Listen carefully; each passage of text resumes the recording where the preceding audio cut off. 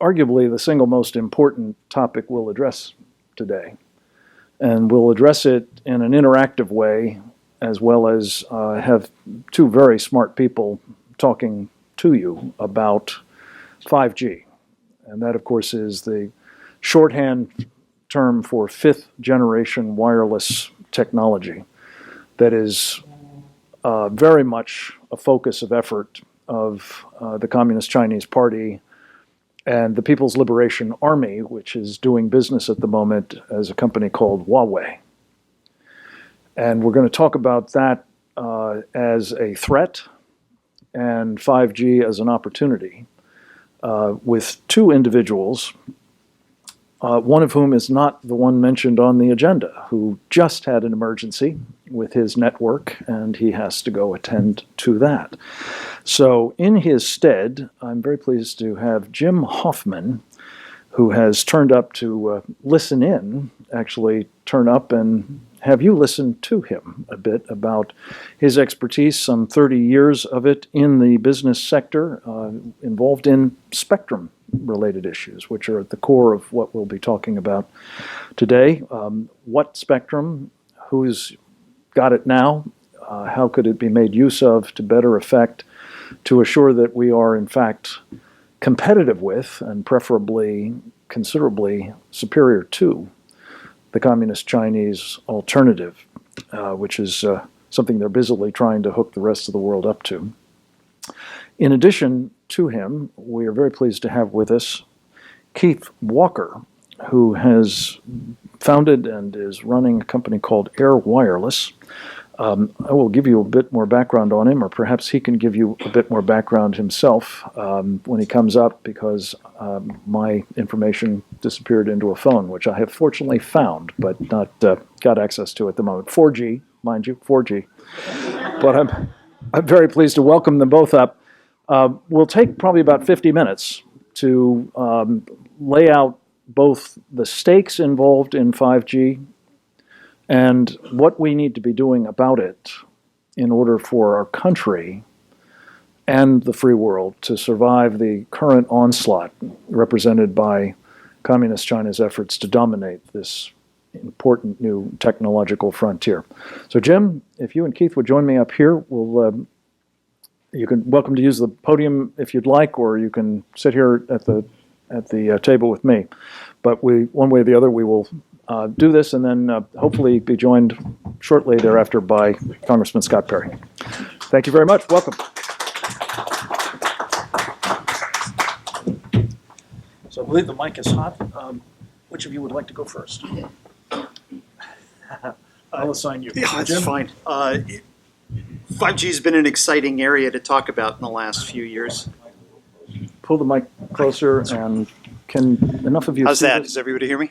Yeah, excellent. So 5G has been a very exciting thing to hear about in the last few years. I think some of the foundational things that are important from my perspective is that there's been incredible consolidation of the corporate entities involved in making decisions around 5G.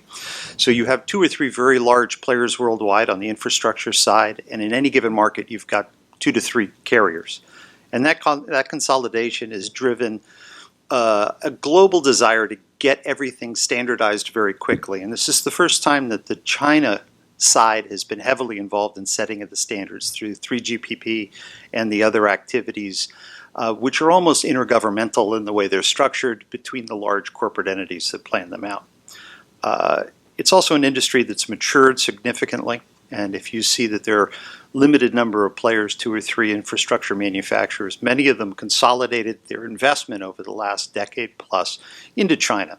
And it was a logical decision for them on a corporate basis because they had to go to places where there was a market existing, there was a growing market existing, and there was a desire by the Chinese government, the party, to dominate this particular technology. So it's a thing that's been happening for a long time, but it's just surfaced for most people. The Chinese were very effective at it. They were active in all of the standards committees. They led many of the standards committees. They drove a lot of the engineering behind the standards committees. And from the perspective of a Chinese citizen, that would be a very successful outcome. From the perspective of an American or a European buyer of that technology, I think everybody's woken up and said we need to take another look at this, and we need to decide on the fly often about these technologies because they're not necessarily predictable. We haven't operated in the millimeter wave spectrums the way that a lot of people are proposing. We've had tests, most of them low power, and so I would say there are a lot of risks associated with the deployment of major investments. We're not talking small investments. We're talking billion and trillion dollar type investments for new networks and new spectrum. And we have some of the best engineering companies in the world in Europe and the United States who are involved in the core technologies. But the Chinese have aggressively dominated this as part of their national strategy, aggressively and successfully. So their argument would be, we've aggressively and successfully won this playing field, and now the United States and Europe are having second thoughts for national security reasons. It's a normal bumping of sovereigns against each other in an arena that's very, very critical to us. And as the world matures and our internet matures, the wireless access and the wireless backbones behind the internet are going to become more critical. They're seen as national security issues. And the Chinese have planned a walled garden. We've planned an open system. Those two systems conflict. The Russians recently went for a closed system officially. I think it was this week they made that decision.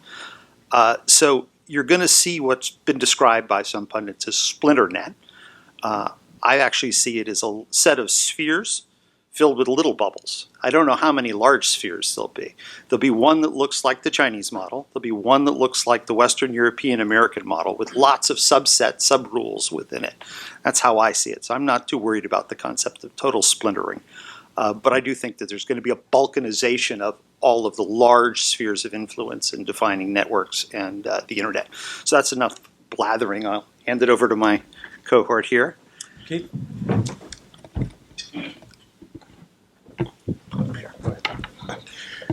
Good afternoon, ladies and gentlemen, and thanks to the organization for inviting us to speak. We take a little different approach into going what Mr. Gaffney said about the company. Air Wireless works with a company called Mage Networks. I had the good fortune to have my former business partner, Dr. Hatem Zaglug, who invented Wi-Fi, and he went his way, and the CEO at the time, Dr. Saeed Al-Hamamsi, a Caltech grad, with about 46 patents, happened to be working in an oil field for a friend, and I believe you're in the oil business or the gas business, and to find where the gas or the oil is, sometimes they use detonations and seismic reading. That led to the invention of a new form of Wi-Fi that we have kept stealth up until one night I got a call from Kevin Jessup about 11:30 at night, and we delve into a few things. So I'll try to be brief. When you hear about 5G, as just explained to you, we are taking a different approach. The technology that we're using is Wi-Fi, and many of you, when you connect to your Wi-Fi at home and you step out the door, it's gone until you get to a Starbucks or until you get to your office. Well, this new form of Wi-Fi really is taking off-the-shelf equipment made here in America. It is both equipment and spectrum agnostic, and we flash the chipset on that device from Ubiquiti and now turn the access point that we would put in our homes or businesses and turn it into a completely different animal. So instead of having a range of about 100 to 300 feet, this new equipment now has a range of 4.9 miles. Okay. However, at that range, we lose 5% of the capacity we put into the network. The other problem that's had, and I'm not going to delve into technology because I don't want to lose any of you, but I just need to set these basic foundations. The other problem with Wi-Fi today, as it sits, when you move from one access point to the second access point, that's okay. But when you try to move from the second access point to the third access point, the signal drops and you have to reconnect. So that makes it not ideal for the type of communication that we're envisioning for 5G. So with what we have and tested by Dr. Al-Hamamsi and his team, we are able to take unlimited number of hops or handoffs. So in other words, if we blanketed Washington, D.C. with our technology, you can walk from here probably to where the border of Alexandria would start and be able to stay connected. Would not drop. The other advantage is the only technology available to give you what we refer to as symmetrical speeds, meaning the speeds that you're given down, and you will find most of the carrier will talk about the downlink speed. The other critical point is the uplink speed. So with what we are proposing, we can deliver a minimum of 25 megabits per second uplink and downlink. Whatever speeds we deliver to the customer, that speed is symmetrical. Today, as I sit here, we are able to deliver 1 gigabit per second wirelessly. So now you can get your kids out of the house and take them with you, and they can stay connected. So back to 5G for a minute. One of the key things you're going to hear about 5G is IoT, or the Internet of Things.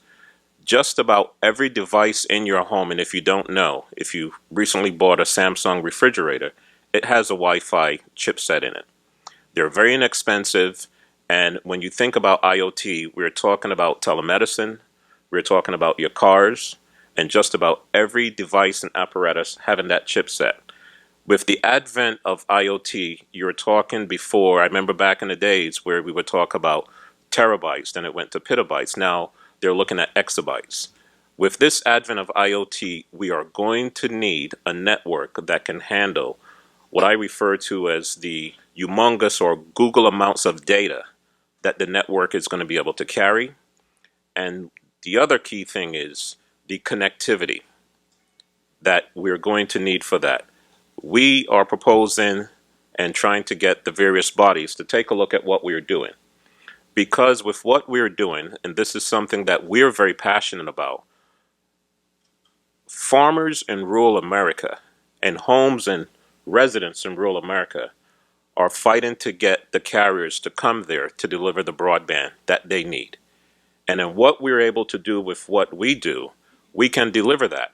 And one other key component is we don't need towers. If one of our units drops out, the network will self-heal and go around. You may or may not notice it, depending on how it's designed. But what we envision is in America or wherever we deploy it, and we're looking to deploy it as I sit here in several countries overseas, a network that will deliver blazing fast speeds for low cost of infrastructure. And I believe yesterday on a conference call that was had, Dr. El-Hamamsi said that he and this technology will knock a few zeros off of the cost of infrastructure to be deployed. So with something like this is something that is created here. We don't have to rely on any outside or foreign entity to provide equipment. It is all here. And the key thing is, one of the challenges that the FCC has is with spectrum. Which spectrum are we going to take next and make available? And the beauty of the firmware is that the firmware is both equipment and spectrum agnostic. So there's much more I can say, but I will stop there and allow for any questions from anyone. Thank you very much. Let me just back the lens up a little bit with both of you, because we kind of jumped into a bit of technology and specific solutions to the challenge. But you touched on something, Keith, that I want to make sure that is calibrated here. We are moving into a world, whether we like it or not, in which a so-called Internet of Things is going to operate. And what that exactly means is something I'd like you to sort of develop a little further. You mentioned that a refrigerator or some piece of equipment in your home has a 5G, hookup.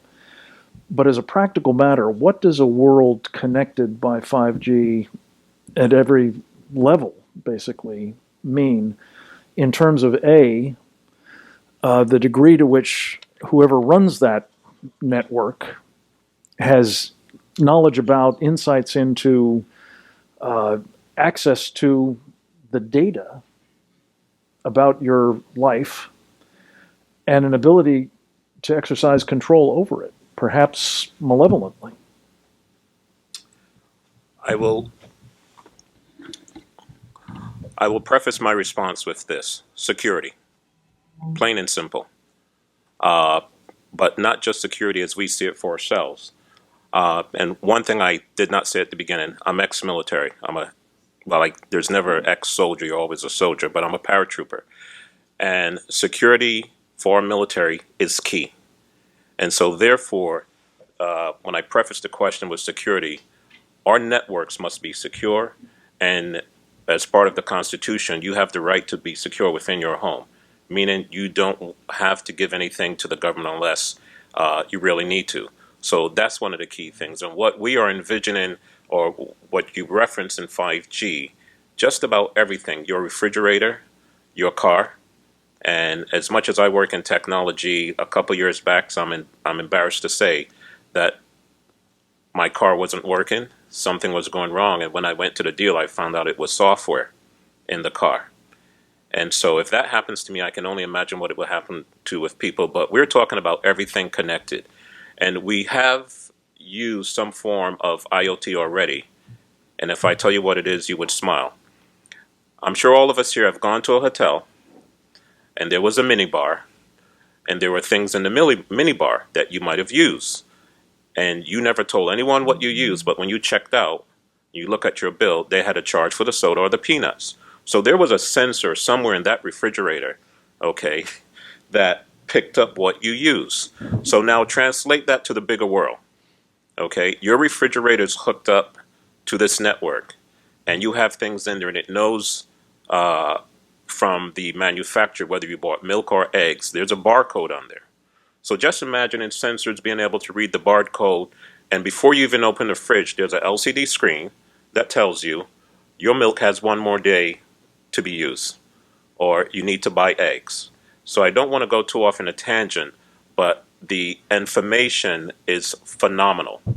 But one last part is, and this is something that is also important, it hits home why the network is crucial. If I live in rural America and I have no access to broadband, and I just had artificial heart installed, implanted in me, and it has a Wi-Fi chipset, I'm in trouble. If I live in the city, it might not be the case that much, because it would be able to connect to a Wi-Fi network and tell my cardiologist, hey, I need to come in and have the device tweaked. But if I live in rural America, I may not have that choice. And these are just some of the things. When you look at telemedicine, and you might have seen Amazon and others showcasing having your medication delivered.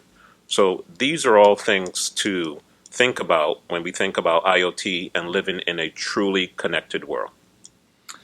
Well, in a world that, again, if it's connected to a Chinese communist,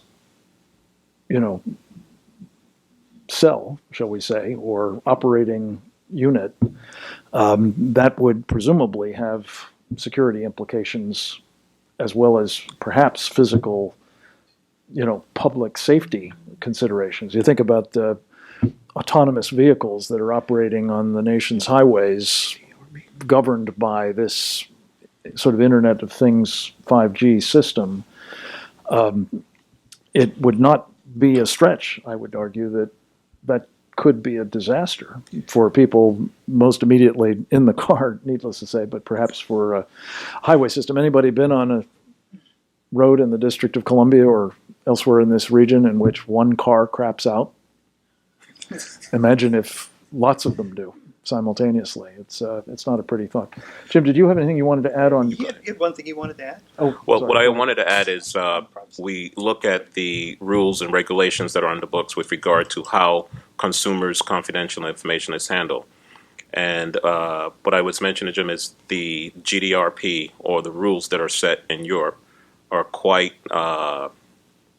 extensive in terms of protecting the information and what the IT companies can and cannot do with your information. I've got a quick set of points. Go ahead, please. As to privacy, the U.S. is behind in individual privacy. Europeans are very much in advance of us because they're in smaller pools where the feedback is gotten to governmental level on a sovereign state level much faster. And the EU is very interested in this. And they're interested in it in some ways in a competitive way, which is American companies have dominated, the FANGs have dominated the global market for this stuff. And so there's pushback from the Europeans to take over some of these services themselves. Looking at individual rights is very important to them. Would you like me to talk about lighter networks as well? As you wish. I'm interested in spectrum Okay, issues, sure. especially because I think what we're dealing with as a public policy issue at the moment, as Yep. many of you are aware, is the president has been induced to believe that if he uses millimeter wave spectrum, that will enable this system, that will enable getting to the rural communities. I'm hearing a lot of people say, no, there's another part of the spectrum that the military owns at the moment, sub-6, I think it's called. Sub-6 is Talk a bit controlled, about yeah. this as a public policy choice built into this decision about what do we do on 5G. Yeah, I've spent a lot of time looking at spectrum allocations worldwide, and one of the things that's really surprised me here in the United States is we have all of this open frequency below 6 that's allocated towards government use that really doesn't take a lot of use. We have our existing 802.11 networks in that arena. There's a lot of opportunity with, as you described, from using Ubiquiti chipset, using other products that are off the shelf, Western made. You can build products that feed that sub 6 gigahertz market, can build out networks that are very dynamic. And there was quite a movement underway for solutions in this arena. And it's been very dampened by the marketing surrounding the 5G delivery, which has been monolithic and very large. The 5G community has gone around the world and said, if you don't allow us access to all of your spectrum, we will not be able to do the infrastructure promises around 5G. I think that there are periods of time that we could stage into these new technologies and utilize existing technologies, much as described, using the 802.11 spectrum, using the spectrum that's controlled by the government. And this doesn't mean the government gives it up. It means the government always has a chance to come back and say, for emergency purposes, we need that spectrum. But there is a lot of spectrum. They don't need it all. I think most of the desire for large blocks of spectrum is ease of use, convenience, and strategic positioning. Again, when you have 2 or 3 large multinationals by nature, they will discuss competitive positioning, and that means excluding new solutions that don't fit with their strategies. And they're limited. 5G is going to be very expensive. So existing wireless solutions, things that are off the shelf in Europe, like the LoRa and Sigfox solutions, which would be almost a 0G solution, very low bit rate. These things are deployable now. They're deployable in volume. They're deployable at low cost. And then there's the whole other arena where you have to start looking at where your semiconductors are manufactured. And I know that the government here has been through that discussion. China has a lot of the semiconductor fabrication capacity in the world. This creates an issue for lots of companies that are involved in secure networks and perfect security. There's perfect security and then there's not perfect security. And there are a lot of smart people out there looking at what that means right now. Well, there are a bunch of acronyms there that are incomprehensible to me and probably to others in the room. But I think one other piece of this that I'd like to just have you quickly talk about, and then we'll open it up, is, as I understand it, and I think you've sort of alluded to this, Jim, there is an opportunity using one or more of these technologies, if the spectrum is available, to dramatically reduce the costs to American consumers of having this 5G service, or having, for that matter, any mobile service. This is something that I didn't know myself, but I was told the other day that, well, I can tell you from my own personal experience that I feel gouged every time I open my AT&T or Verizon bill, but that second only to Cyprus, we have the highest costs for mobile service in the world, and that many places have a tenth of the cost. So can you just speak to, the approaches that you're talking about and how they can drive down those costs, which I would think would make this a very, very attractive idea for the American people? First off, let's presume 5G networks are deployed across the country. The phones that you're holding in your hands will not work on that 5G network, which means, as you might have seen in some instances, I believe it was either Verizon or AT&T offered their customers that wanted to use the existing or the newly deployed 5G networks something called a sleeve you put on your phone. And that is like trying to put a Band-Aid to someone who's gushing blood with a wound. So what will need to happen is your phone, if you are, for the consumer, if they're on some kind of payment plan with their existing phones, they're going to have to, and one of the things to address is, what am I going to do now? Am I still going to have to pay for this phone that I no longer can use on this 5G network? Because I now have to go out and get a new phone for the 5G network. That's one. The other thing I want to touch on is rural America. And you will hear me go back there because there's so much information and things that we learned there. Some time ago, the carriers stated to the various governments and stuff that it is not financially feasible to deploy broadband in the rural community, especially where there are lots of farms and there's one home or two homes on the road, okay, to put fiber or solution. And so when you think about that, and when you go some places 40 minutes from here, down in Fauquier County, that's my favorite spot, law enforcement are go into certain areas and they have no communications with 4G. Okay, they have no communications with the radios in their car. And I once heard a story of a deputy dispatched to a domestic violence, and there were issues because he had no communication. So going back to the cost of that, here's my take. If it costs too much to deploy a 4G mobile solution to fix the rural broadband issue, how then are you going to justify it on a cost basis to deploy 5G where you're going to have to deploy many more base stations because the propagation of the signal or the signal that is sent out has a shorter range? That means you're going to have to spend more money. And it's not adding up. I dare say it may be a fallacy or an inducement to get what is required from the various agencies to allow for deployment in those areas where it makes more sense on a business basis. The bottom line, then, I have you, what is going to be the cost? Our approach to this is that we can help them solve the problem with the backhaul. There was, and to touch on this, one last point, then I'll turn it over to Jen. Up in Sacramento, don't quote me on the zip code, but up in Sacramento, 28 base stations were deployed for 5G, covering 1,097 homes. And of those 1,097 homes, only 30 could be served with the base stations. There's far better solutions, and our approach to this is, and back in 2010, I made the statement, and I still stand by it. Today, the consumer wants the connectivity to this device, whether they're at home, whether they're on a trail, or wherever. And that's the other issue.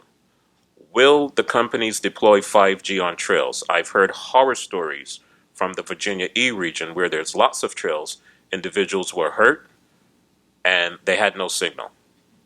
What we're talking about not only will deliver the data, but in using 911, we are able to place the emergency responder within 200 meters of you instead of what would happen.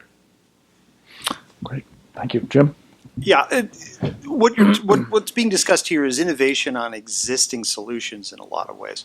In 802.11 and the frequencies around the spread spectrum free access. I just have to intervene. What is 802.11? 802.11 is the network. 802.11 is the standard network in your house, and there are variations on that. There have been, I think, we're on 6 versions now. We are on, so there's 802.11, the first one. Mike? The first one out the door was 802.11a. You had B, you had G. Okay. What I reference here. I've got more information than I needed. I just wanted to be clear what it was. Bottom line, Wi-Fi. Wi-Fi. It's the stuff in your home. Great. And it's also been used in industry, and it can be adapted very well. It's a very solid, very simple system, low cost, comes off the shelf, which I think is really the issue here. A lot of this in engineering is already existing. It performs very well. And the gap between now and when we see intense 5G delivery, even in metropolitan zones, is years away.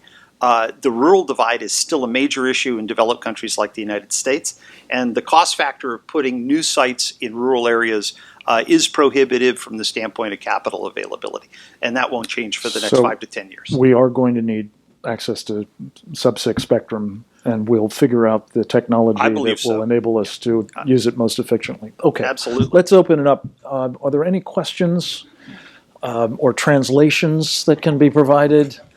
Go ahead, please. Behind you, sorry. Behind you. Thank you. We'll be next to you, French. Yeah. Please introduce thank yourself. you. Kitty Wang with NTD TV. Because we know the Trump administration have this strategy just depending on the private sectors to run the 5G system. So I'm just wondering, what do you think about this strategy, since security is so important a piece in this overall system? Yeah. The private sector is what you're saying there? Yeah. Go ahead. It's a very good question. I think one of the things about the United States is we use the private sector aggressively in ways that other countries wouldn't find possible. The private sector can deploy this. The private sector has to be asked to deploy it by the consumer, by their customer base, by corporations, and they have to be allowed to do it by the people who control the spectrum and some of the principal organizations that control the spectrum. So it'll be a private sector solution here in the United States, my opinion. But it's also been said that you won't get a secure system if the private sector is left to its own devices, a la so much of what we've seen with the internet so far. That is correct, which is why we're taking the approach that the best solution is the 802.11 AC, AD, and AX. When again going back to the military is very strong proponent of Ethernet because of the inherent security features of it, and thus with what we would suggest, our solution would be a hybrid system where connecting to the customer's end device, connecting to the home, if fiber is not available, because we will never, and no one has ever tested how fast fiber can go. But the bottom line is, I stated earlier, the consumer wants the connectivity to this thing in their hands or to their car, and that is where our position is 802.11 or Wi-Fi is a much more secure solution. Good. Okay. French? Please Yes, identify it's been- yourself. I know who you are. My name is French Wallop, and I'm very interested in what you're talking about on the security dimension of the storage, perhaps, of what you're with the air Wi-Fi. How will you handle this mega amount of storage? Will you use data centers, that secure data centers in the area, or will you? How will you manage all of this information that'll be flying over our heads with no collection ability unless it's yours? So what we are talking about is the connectivity and the transport. Right. There would be other entities that would be responsible or that would house a repository of that data. All we're going to do is take it from you, whether you are at home or whether coming from this device, and allow you faster connectivity, let's say 100 megabits per second up and down, and transport that to a network core. And at the core of the network, there could be XYZ company that we build a network for, who then has to decide on the PCI compliance and the other government ways in which they handle that customer's data. So as far as the storage, that's another party.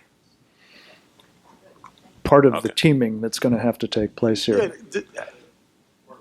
Correct. Correct. So to add part of that, I know that Dell is very steep in IoT and how that data is going to be handled, massage, and data mine. So the person who would be able to speak more to that, unfortunately, he's not here. He's actually given a presentation in Vegas, Ed Hicks. And let's hope in this case, what happens in Vegas is not going to stay in Vegas. Can I give a quick little? Go ahead, please. So the data component of the communications component, it's a network, right? So we're talking about it's a continuous solution. the handoff, and this is one of the decent things about consolidation, is you end up with 3 or 4 very large players who have multiple solutions, all of which are very reliable from the standpoint of security. So you'll have Microsoft, you'll have AWS, you'll have them providing customized solutions. So if it's an agricultural product, you set the parameters for your requirement, the data size. You're talking seismic, massive data. It's a higher price. Security is the difference. How proprietary is it? But you're able to stack that with the cloud suppliers now. The issue is they're moving things on American networks through American fiber, through American cable systems. It's a different risk than things internationally. And so you have to take all these components into hand. That exists now, and it's pretty good. Pastor Fu? Yeah. You might introduce yourself too. Yeah, I'm Bob Fu from China 8. Prime Minister Theresa May fired her kind of a defense secretary over the supposed leaking of her decision to deploy or Huawei 5G equipment. Apparently, her argument is equipment is neutral or something, and of course, as long as the software is the UK, then it will be safe. I mean, given UK is one of the 5 eyes, right? I mean, do you? My question is, is her theory like right? As long as the Chinese made in China hardware is fine and the software is in the free country, it should be safe. Mr. Fu, I really can't comment on why she did it, the basis of her statement, or what was the rationale. But it would put me into an area that right now I don't feel comfortable going into without having all the specific facts. However, if something is made here in the U.S. And it's the equipment is made here, it's used here, the software is made here, I'm tend to feel more secure about that scenario. But the scenario in which you described with what took place, I wouldn't want to touch that one. To your best knowledge, like the kind of hard equipment, is it possible to have a backdoor? Because that's a dispute, among various experts. China, of course, wants to argue. Okay. Yeah. So in my days at Lucent Technologies, when we sold PBXs and the PBXs were deployed, and that was technology coming out of Bell Labs, whenever a system was installed, there is I don't want to call it a backdoor in a sense, but there's a remote link to the PBX that is closed. Oftentimes, back in the day, where you found companies wound up with $1 million phone bills was because the installer did not close that link, and you had individual persons who knew it was open and would make calls. So they would come into the system, make telephone calls on the company's dime, and the company would get the bill. But looking at it from a data perspective, just about all of the PBXs sold in the world and switches had that. It's called a COM port, a communication port. So if you, the carrier, had the system and there was a problem, you couldn't fix it, your engineers couldn't fix it, then that allowed the manufacturer to immediately come in. From my days at Lucent, one of the things that with the customers I dealt with, they typically, and one of the key things before that switch was commissioned and turned over, it was imperative as a checklist that you made sure that COM port was closed.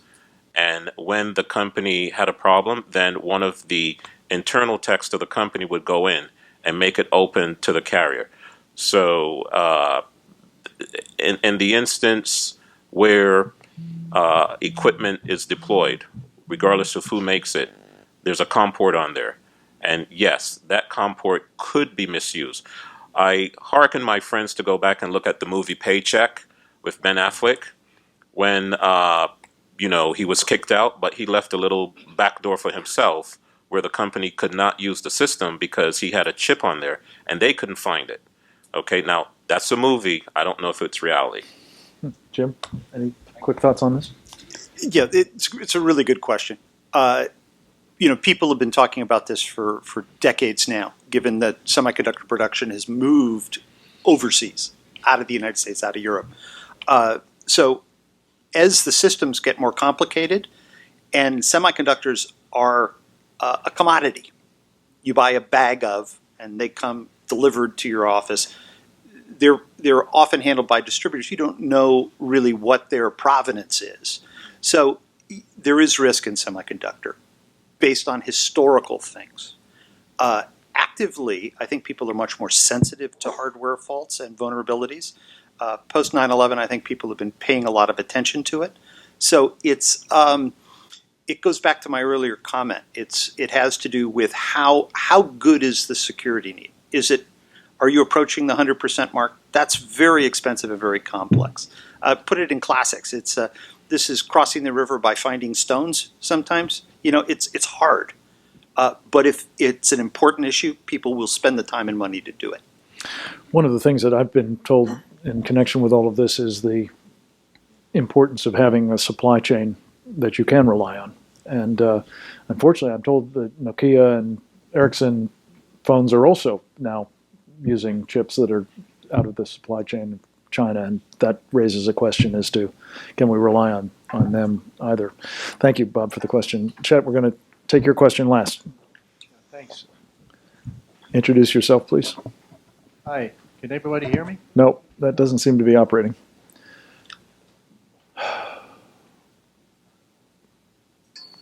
Didi, could we have the other mic, please? Nope.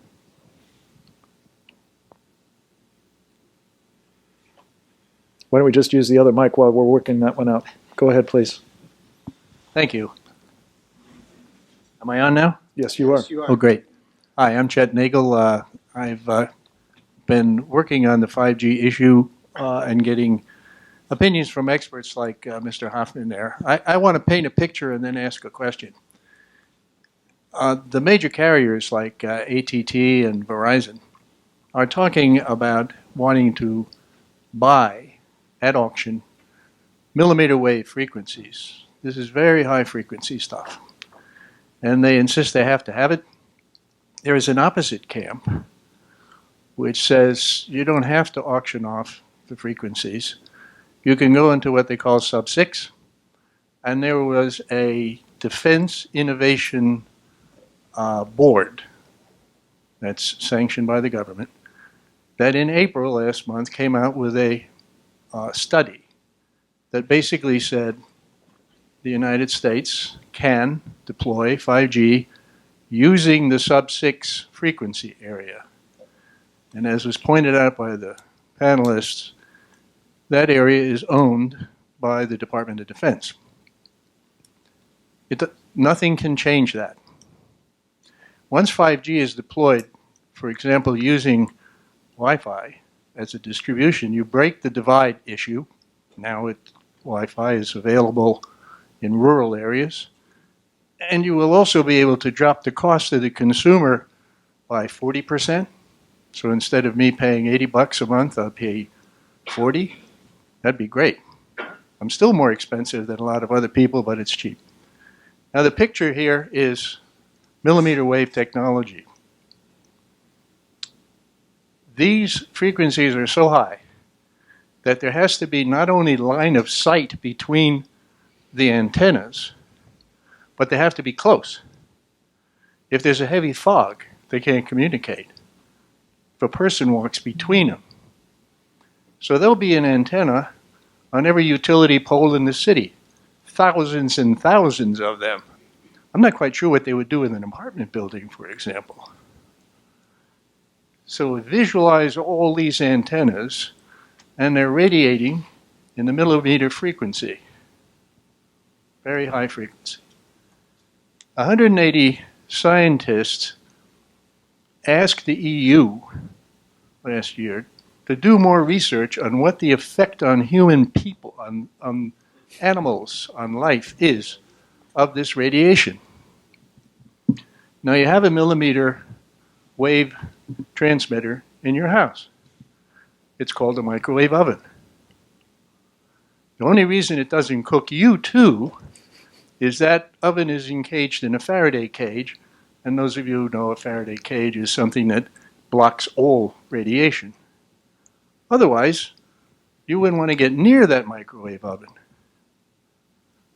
So these 180 scientists asked the EU to do more experimenting on these frequencies and their health danger. Well, it was turned down, of course, because there's a lot of money involved here. Carriers don't want to hear things like that. So my question is, how dangerous is the millimeter wave spectrum to us? Thank you very much. Chet is also, by the way, a member of the Committee on the Present Danger of China. Gentlemen? I'm not an expert on the health effects of millimeter wave and high frequency energy, but I agree with you. It's an area that needs to be studied again before we leap into putting these things along every board. I've heard them described as large egg cases that go up and down flat panels and have direct line of sight down major streets. So it's a big infrastructure piece, and they will be radiating energy, and people are very concerned about that. I think one of the things about millimeter wave that's always been interesting to me is we're using a lot of it for very specialized things, and the industry has come out and just said, we just need it all. And I think some countries have come out, and it's usually the larger countries that rely on millimeter wave for satellite communications and other applications. They've come out and said, well, wait a minute, you've got enough spectrum here below 28, below 19. We can fit you in very well and not disrupt our satellite communications. So I think the recent one was India. India came out and said, great, you guys, we're really happy you're here. We hope you do rural. They crossed their fingers on the rural thing, and then they blocked out what they felt were the strategic frequencies that they use. So again, not an expert on the health effects, but I've always been told stay away from emitters. Good idea. I'm not a scientist or a physicist, but I will state this about what I know. A couple weeks ago, Brussels announced that it has banned 5G from deployment. And the EU has very specific standards for not just the consumable foods for its citizens, but also for things like radiation. Now, one of the issues are that the higher, and what the carriers have been doing, it's going in higher frequencies. And what that is going to do is create issues with the radiation. Now, the carriers have basically pressed their case to the legislators to allow them and pass laws to basically state to the various states across the nation to allow them to put the base stations on electrical poles, and even in some instances in any vertical structure such as a light. From everything that I've read and everything I've seen, and what I saw were scientists who said that the exposure to the radiation coming off of the 5G base stations alters the chromosomes in our body and the cells, basically, and will lead to cancer. So if you look at what's going on, you will see that the towers for the 4G are 200, 300 feet up in the air. But now you're talking about a base station that's going to be on an electrical pole.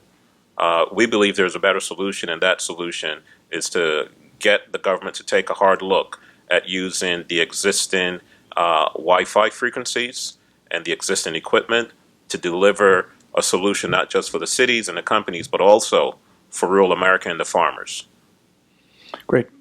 Gentlemen, thank you very much for most stimulating and, in some cases, quite mind-numbing discussion of this topic. It's vitally important that we do get our heads around it, and I appreciate you helping us do that today. Thank you very much for joining us.